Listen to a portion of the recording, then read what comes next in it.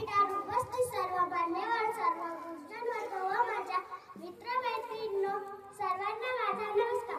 मी ईशानी राहुल खडगळे, वर्ग होता. आज आपल्यासोबत शिवाजी महाराज जयंतीनिमित्त दोन शब्द सांगणार आहे. संपूर्ण महाराष्ट्रात ज्याच्या पुढे नतमस्तक होतो ते म्हणजे छत्रपती शिवाजी महाराज.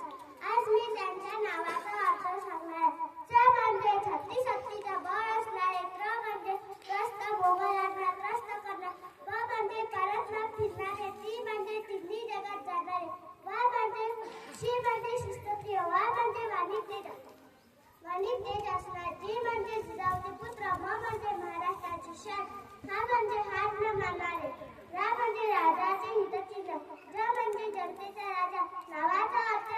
नावाचा अर्थ एकूणच नक्कीच सर्वांना अभिमान वाटतो.